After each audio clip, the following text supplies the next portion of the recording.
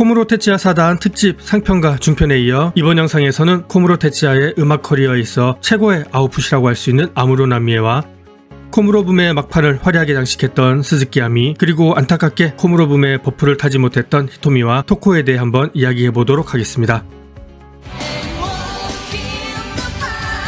비록 2년 반이라는 짧은 기간이었지만 J-팝의 역사를 새롭게 쓴 90년대 최고의 디바이자 아시아 각국에서는 아직까지 J-팝의 아이콘으로 추앙받는 아무로 나미에, 은퇴를 한 지금도 여전히 많은 사람들의 입에 회자되고 있는데요. 저도 이번 영상을 위해 자료를 수집하면서 다시 한번 아무로 나미의 매력에 빠져서 지내고 있습니다. 이번 영상에서는 코무로 테츠야 프로듀서하에서의 최전성기 시절을 중점적으로 다루고, 그리고 그 이후에 찾아오는 두 번의 전성기에 대해서도 간단히 이야기해보도록 하겠습니다.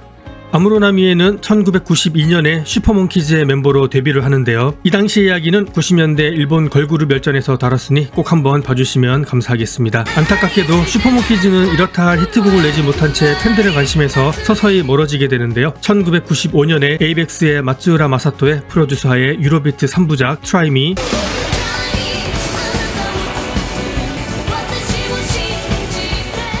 타이요노 시즌,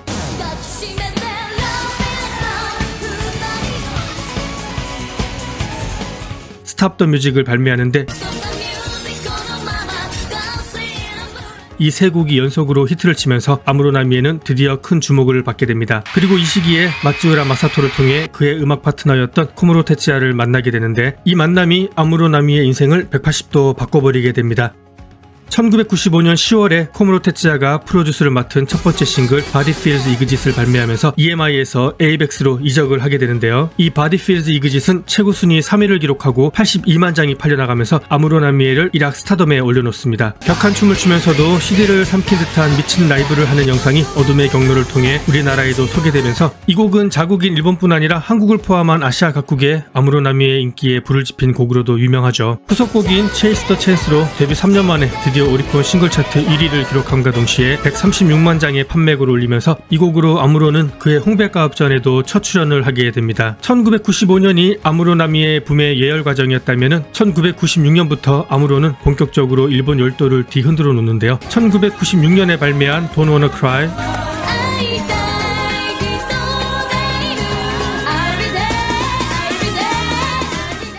You Are My Sunshine,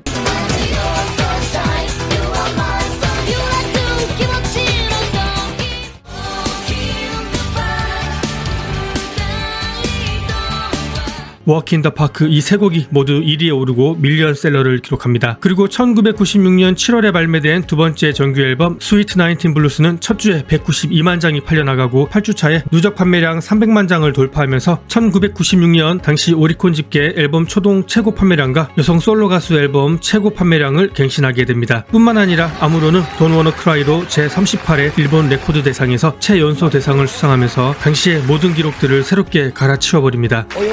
お言葉を一つお願いします。日本一頑張ったと思います。ね、頑張りましたね。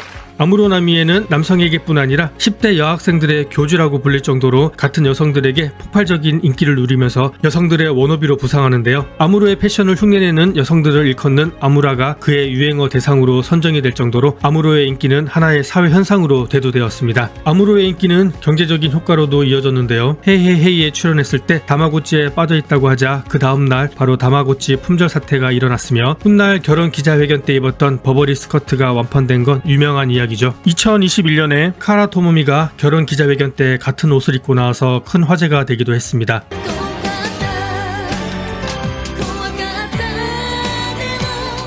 그리고 1997년 2월 J-팝 역사에 길이 남을 명곡 Can You Celebrate를 발매하는데요. 이 곡으로 아무로 나미에는 전년도에 이어 2년 연속으로 일본 레코드 대상을 수상합니다. Can You는 229만 장이 팔려나가면서 여성 솔로 아티스트 싱글로는 최고 판매량을 기록하게 되는데요. 뿐만 아니라 이 곡은 코무로 테츠야의 작품 중에서도 최고 판매량을 기록한 노래이자 에이벡스에서 발매된 싱글 중에서도 가장 많이 팔린 싱글로 기록되고 있습니다. Can You는 1997년 10월에 아무로 나미에가 결혼을 발표하자 아무로의 결혼을 예언한 곡이라고 화제가 되면서 다시 한번 차트에 진입하면서 큰 인기를 끌었습니다.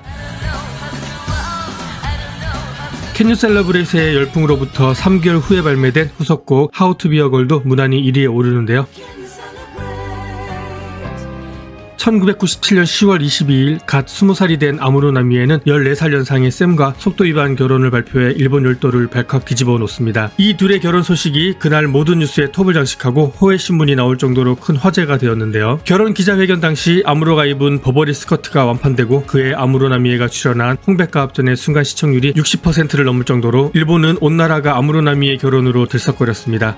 일본 열도를 뒤흔든 결혼 발표로부터 한 달 뒤 11번째 싱글 Dreaming I Was Dreaming이 발매되는데요.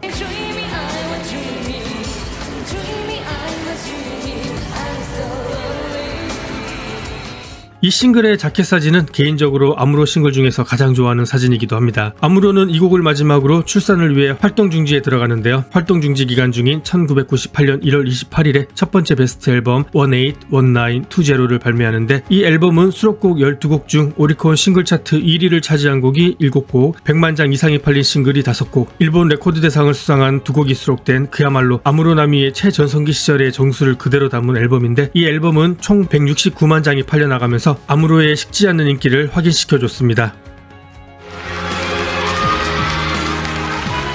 아무로 나미에는 1998년 12월 출산으로 인한 활동 중지 이후에 약 1년 만에 I Have Never Seen을 발매하면서 복귀를 하는데요. 일주일 후 제49회 홍백가합전에 출연해 Can You Celebrate를 열창하는데 이 무대는 아무로 팬들에게는 잊을 수 없는 공연이기도 하죠. 아무로가 출연했을 때 순간 시청률 64.9%를 찍으면서 그의 홍백가합전은 흥행에 성공하게 됩니다. 그리고 1999년 3월 17일 13번째 싱글 Respect the Power of Love가 발매된 날 아무로 나미의 어머니가 시동생에게 잔혹하게 살해당하는 일이 벌어지는데요. 이 사건 이후 아무로 본인도 진지하게 은퇴를 고려했다고 하니 이 시기가 아무로에게는 데뷔 이래로 가장 힘든 시간이 아니었나 싶습니다. 이 곡은 개인적으로 아무로의 노래 가운데서도 가장 즐겨 듣는 노래 중 한 곡인데요. 아쉽게 오리콘 싱글 차트 최고 순위 2위에 오르면서 이 곡으로 그간 계속됐던 연속 1위 행진이 깨지게 됩니다. 이때를 기점으로 아무로의 인기도 확연히 예전만 못하게 되는데요. 그나마 2000년에 발매된 큐슈 오키나와 정상회담의 이미지송인 네버엔드가 화제성과 맞물려 64만 장이 팔려나가면서 아무로 나미의 가수 인생 전반기의 마지막을 화려하게 장식했습니다. 그리고 2001년 아무로는 19번째 싱글 Think of Me를 마지막으로 6년간에 걸친 코무로와의 여정에 종지부를 찍게 됩니다. 이후에 발매된 23번째 싱글 샤이모아부터 아무로는 본격적으로 R&B 힙합 노선으로 전향하는데요. 2004년에 발매된 알람이 솔로 데뷔 이래 처음으로 10위권 밖으로 벗어날 정도로 많은 팬들이 이탈했지만 오랜 인고 끝에 아무로는 비달사순과 콜라보를 한 60s, 70s, 80s로 약 9년 만에 1위 자리를 탈환하고 코무로 테치아로부터 독립한 이후에 발매한 싱글들을 수록한 베스트 앨범 베스트 픽션 또한 밀리언셀러를 기록하면서 제2의 전성기를 맞이하게 됩니다. 이런 아무로를 두고 한 음악평론가는 아무로 나미에가 코어 팬들을 데리고 언더그라운드에서 메이저 무대로 복귀했다라고 표현하기도 했습니다.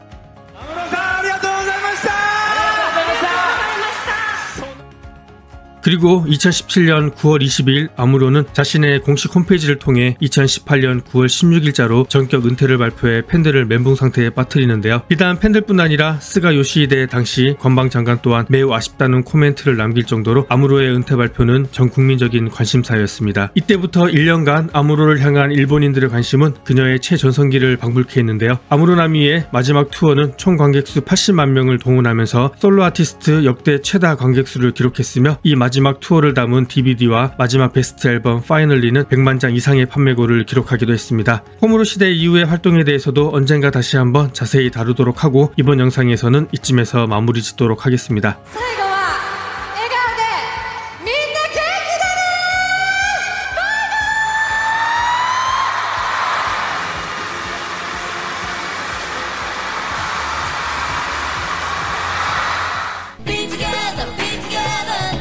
코무로붐의 후반기를 화려하게 장식한 스즈키 아미는 테레비 도쿄의 아사얀이라는 리얼리티 예능 프로의 한 코너였던 보컬리스트 오디션 파이널에서 우승을 차지하면서 우승 특전으로 코무로 테츠야로부터 받은 러브 더 아일랜드란 곡으로 1998년 7월에 정식으로 가수 데뷔를 하게 됩니다.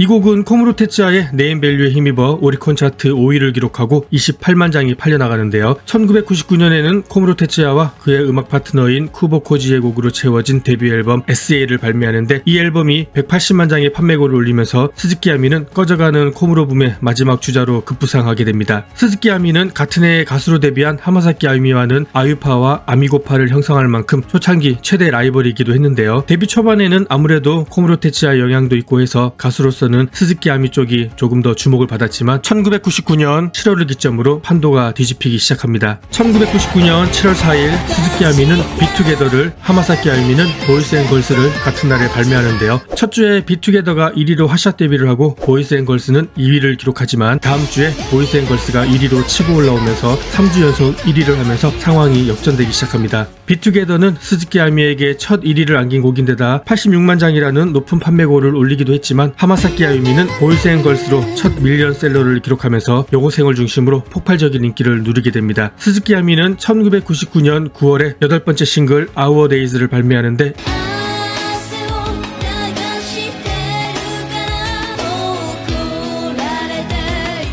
이 곡 또한 오리콘 차트 1위를 기록하고 46만 장이 팔려나가면서 비투게더에 이어 자체 싱글 판매량 2위에 랭크됩니다. 비슷한 시기에 하마사키 아유미는 무려 4곡을 수록한 10번째 싱글 A를 발매하는데 이 싱글이 차트 1위를 기록하고 160만 장이 팔려나가는데요. 하마사키 아유미가 이렇게 승승장구하는 사이 스즈키 아미는 소속사와의 문제에 휘말리면서 2000년을 기점으로 둘의 라이벌 구도는 서서히 깨지기 시작합니다.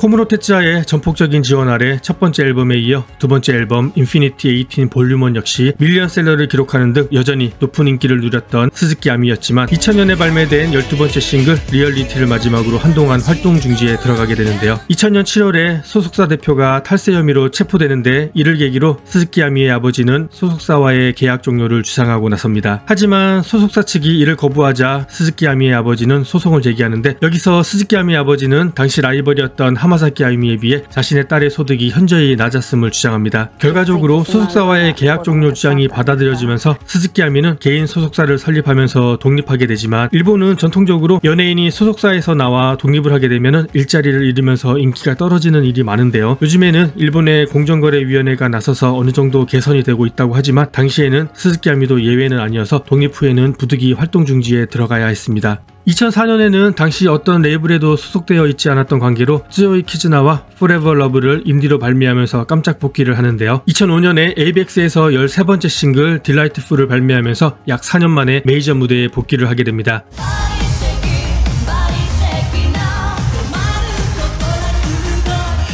에이벡스의 대대적인 프로모션에 힘입어 딜라이트풀은 최고 순위 3위를 기록하고 같은 해에 발매된 네 번째 앨범 어라운드 더 월드는 5위를 기록하는데요. 이후에 발매한 싱글과 앨범은 모두 10위권 밖으로 밀려나면서 서서히 하락세에 접어들게 됩니다. 최근에는 같은 아사얀 출신이기도 한 고토마키와 함께 전국을 돌면서 토크쇼를 개최하고 있는데요. 전성기 시절에는 불화설이 돌기도 했는데 요즘에는 토크쇼뿐 아니라 서로의 유튜브 채널에 출연을 하면서 사적으로도 꽤 친하게 지내고 있다고 합니다.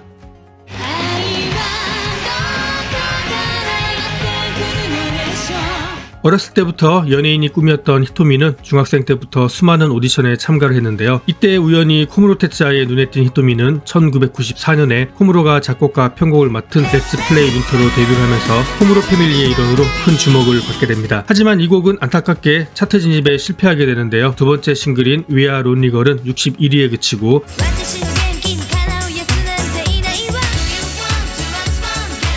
후속곡인 캔디걸이 32만 장이 팔려나갔음에도 최고 순위 15위에 그치게 됩니다.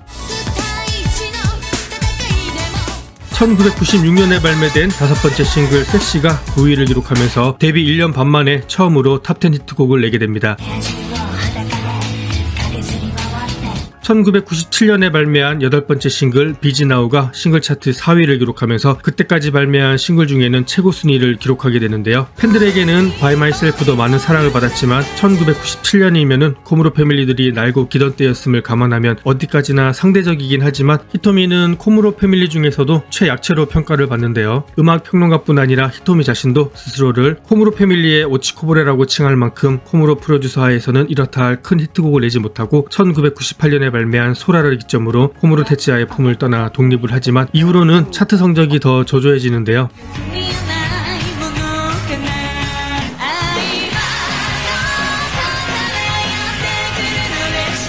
하지만 2000년에 일본 프로야구 이미지송으로 쓰인 17번째 싱글 러브 니센이 오리콘 싱글 차트 5위를 기록하면서 3년 만에 탑10 히트곡을 배출하게 되는데, 2000년 시드니 올림픽 여자 마라톤에서 금메달을 딴 타카시 나오코 선수가 연습 중에 기분을 업시키기 위해 이 곡을 즐겨 들었다는 인터뷰가 나가면서 다시 한번 매스컴의 큰 주목을 받으면서 이 곡은 2000년 최고의 히트곡 중 한 곡으로 등극하게 됩니다. 이 곡의 히트와 함께 히토미는 2000년에서 2002년까지 비록 짧은 기간이었지만 전성기를 맞이하게 되는데요. 가수가 노래를 잘하는 것도 중요하지만 스타일링의 중요성도 다시 한번 느끼게 되는 게, 홈으로 시절에는 좀 촌스럽고 노티나는 스타일이었다면 독립 후에는 서서히 스타일이 살기 시작하면서 여성 팬들에게 큰 지지를 받게 됩니다.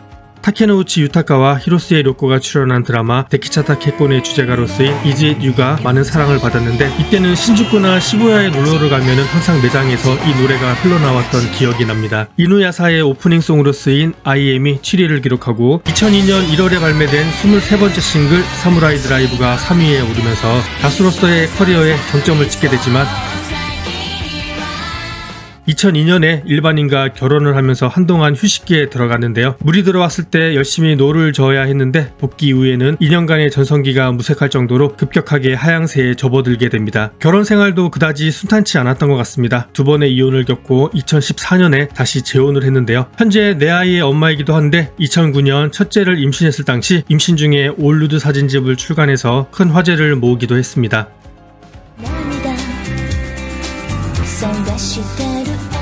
이외에도 1998년에 데뷔한 토코와 미쿠 레이카가 코무로 사단으로 알려져 있는데요. 이때는 코무로 분도 서서히 하향세에 접어든 때라고는 하지만 이 둘은 데뷔 동기였던 스즈키 아미에 비하면 코무로의 명성이 무색하리만큼 큰 인기를 끌지 못한 채 사람들의 관심에서 멀어지게 됩니다. 이 중에서 개인적으로 토코를 좀 추천드리고 싶은데요. 싱글 차트 14위까지 오른 데뷔 싱글 베드락 온 러브와 49위를 기록한 4번째 싱글 It's All About Us는 개인적으로 즐겨 듣는 곡이고요. 코무로가 프로듀스를 담당한 1집과 2집은 코무로의 음악팬이라면 무난히 들을 수 있는 곡으로 채워졌으니 관심 있으신 분들은 꼭 한번 들어보시기 바랍니다. 시청해주셔서 감사합니다.